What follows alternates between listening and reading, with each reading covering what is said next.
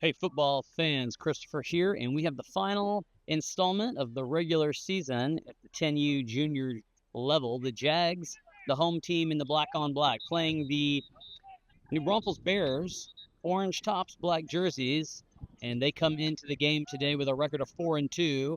The Jags 3-3, and Week 7 will wrap up the regular season. The playoffs already set. These guys know who they're up against. The Jags will take on the Unicorns next Saturday for round 1. And the Bears are the visiting team, so they'll make the call, and the referee now getting them all set. And it'll be a Jag football to start. And Bears are kicking. Not sure if they won the toss and deferred their choice to the second half. Referee didn't allude to that, but we'll guess that's the case, and we'll be underway here in just a second as the wind is blowing. So Bears to kick, number 9, set to do the duties. And it's going to be an onside style. And a good coverage by Porter, who wasted no time getting over there on it. And plays like that are the unsung stories to success out here in youth football. So Darren Brown, number 1, in the gun. And Sarin to his left, Teo to his right. Grady split out to the right, and Jamel split out to the left side. And first down is going to be a give to Teo around the right edge. 17 trying to slip a tackle, and he does. And then lowers another shoulder, still moving forward, and spits out again. And now out of bounds after about a 12-yard pickup and a first down. So 6 across the front and 4 on just a second level. No safety for the Bears as the wind is stiff. A long count. Darren, hand off to Teo again, found in the backfield this time and wrapped up and taken down for a loss. So second and long, spot about the 41-yard line. Low snap. Darren's got to go down and get it. 11 is in the backfield, and they will snuff him out. About 12 yards on the sack. And so we got to get that snap up. It looks like it's Lennox snapping, and he dribbles another one back there, and they may have to make a center change. So Bears load the box themselves on offense. 2 to the right side. Handoff 1.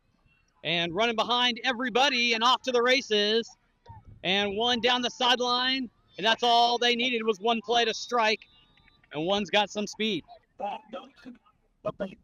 PAT try, same formation. And the dive to 28. And has it. So we saw an onside last time, and we're going to see it again. And Porter has another clean field of the ball, so he's being automatic. Spot is midfield, and the Jags trying to answer to the 1-play strike from the Bears. A better snap this time. Give is to Teo. Faked it to Sarin, and he cannot get around number 11, who's been a menace so far on that Bears defense.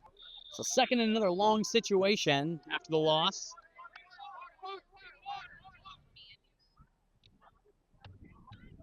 And 17 up the middle again, found by the defensive line, which is everybody. It's the majority. About 66% of the defense is on the line.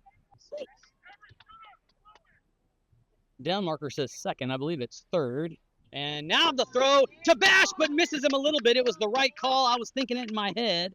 And Irving, calling the offense today, thought the same thing. And he did get past the second line. And the throw was maybe a little too far out in front, but could have been a big play. So third down now, so I was off by my count.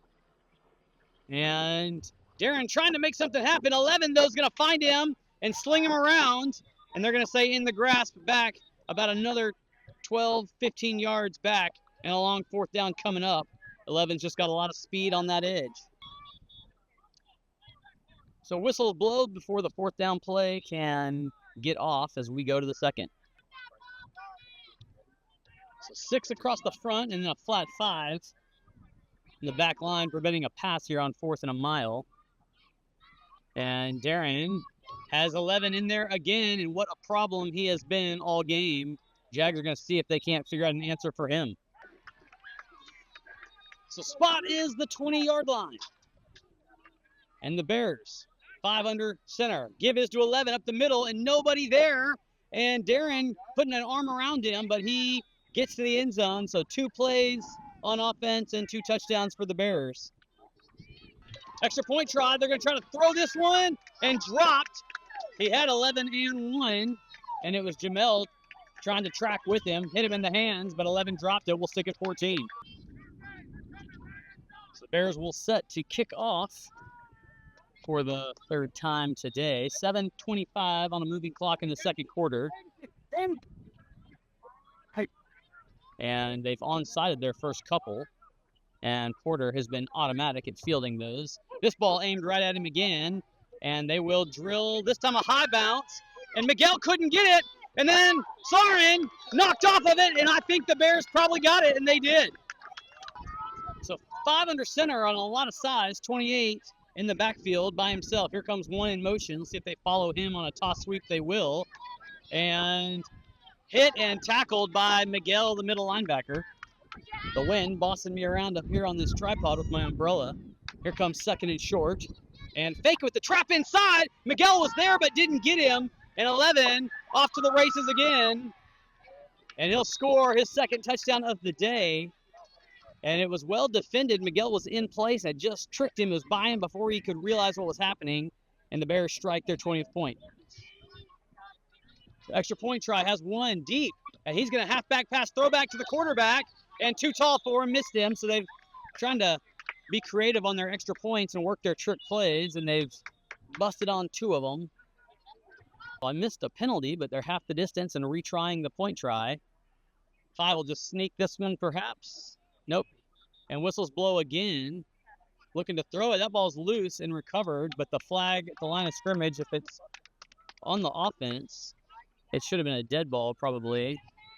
If it was a false start, I mean. It's against the defense again. They'll move them half the distance and go one more time. So they nose the ball just shy of the goal line, and then false start, they'll move them back 5. Number 28, the fullback, was responsible for the first and only extra point of the game so far. He was creeping up like he was going to get into the dive again. We'll see if the Jags can stuff that middle and prevent it, if that is in fact what they do. But they won't. 5's going to throw it to 11, and that ball underthrown. So trying to work the passing game and just can't quite get it together. 2:50 on a moving clock.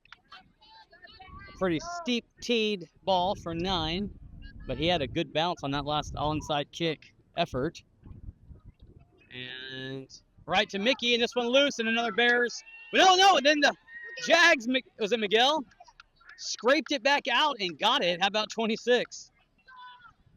Jags looking for an offensive answer. Formation the same. And Darren hands off to Teo up the middle. 17, slips through the first one, gets a couple. The defensive line, 28, maybe the guy that plays some running back for the Bears, got a hand on the shoulder pad and tied him up just a minute. So this will be the last play of the first half. 20 seconds to go, second down. And so need the home run hit here. And Darren will give it to Sarin. Sarin back to the outside, to the right side. And found by the next guy down. And it looked promising for a minute, but only results in about a yard. And the horn will sound. 20-0 Bears in the first half. Get after that ball. Sabash set to kick to start this second half here. Get it wide. And puts a stiff kick to the back row. And Miguel, first guy down. And a good tackle. The ball comes out. And took a gratuitous bounce. That was Truckee, who made the stick and knocked the ball out. Some ball spotted on about the 43-yard line, 28 to the running back for the Bears. And we have some premature movement on the far side tight end. So double tight, 11 and 1, your wingbacks. And here comes the toss sweep to him. And a big block there on the edge, and then Sarin gets blocked. And one showing his speed. Darren trailing, but they won't get him. And it just takes one play to the house. So it was a block on the edge set by 11 against Jamel that left that area exposed and open. Quarterback fakes the dive and keeping it, and another score, and it was Jamel again getting blocked. So a surprise kickoff out of the huddle, trying to catch the Jags off guard. They caught me off guard. And I think it's Sarin who's able to get on it as that ball got all the way back to the back line. So Darren on the last carry, the wind blew me over, didn't get it on film, but he got 2 yards out of it. And now a give to Teo and cleaned in the backfield. 15 in there in a hurry. 3rd and long. Give is to Teo again. 11 in the backfield, and we'll smother him with a throwdown, but he doesn't go down. And there he goes, trying to make him pay for it, and then hit in the face, and still gets some more. So how about the tough running from 17? 11 being a big body, used to be able to sling guys to the ground. Teo says, no, sir, but maybe shaking up a little bit on it. Down his 4th spot is the 40. And Darren going to try to throw this one, looking for Grady, and maybe a hair out in front. Had that hit him in the hands, he would have been near the line to gain, as it is a turnover on downs. So on the 40 going in, score 28 points. One more score would end it, as the 32-point margin in the second half would be reached. And there's a false start by 11. And I think they'll call it. No flags fly, but the whistles do blow. Yep. So first and what looks about 13. That should be 15. 28. The Thunder. Right side, and Grady goes flying. And then a big tackle by Miguel down the backside. I didn't see where Grady was or who blocked him. Just saw him coming through the camera frame. Grady was playing the safety spot, free safety. 28 again, met by Roy. And then, is that Mickey? No, Max Hale. And they stop him for about a yard. 2nd down and 10, maybe 9.5. One will reset to the left side, 5. Under center. And we'll go the other direction this time with his motion. Fake it, and then put it on the ground. One just goes back down to save it. They're looking for that trap play that scored on the opposite way earlier. So a rare 3rd and long for the Bears here, as number 11 now, the running back, and they go student body to the left side. They'll let 11 run behind him. And that's what he'll do. Found underneath, and then wrapped up down low by Grady. Start of quarter number 4. Bears need a yard. They're just outside the 20-yard line. And maybe some movement. 5's going to keep her on the right side, and he is, depending on where they spot it, the one on the left side says first down. And the one on the right side says he likes it short. Maybe they'll arm wrestle for it, and we'll see what gives. I haven't seen a measure all season, but he was calling, I thought, for the chains to come out on the field. So they'll put the down marker on the chain where the ball is spotted at, and then they'll stretch it from there to see if the nose is across or not, and let you know how it shakes out. So a first down awarded to the Bears. And meanwhile, the entire 4th quarter clock, first 2 minutes of it rather, have ticked off while they did that. That's the curse of a running clock. So much of it spent figuring out the game instead of playing the game. Here comes first down from about the 19.5-yard line. Quarterback rolls out, looking for his man, and airmails it, and threw it too hot, too high, has the wind behind him. 2nd and 10, just under 8 to play. 28 remains the deep man.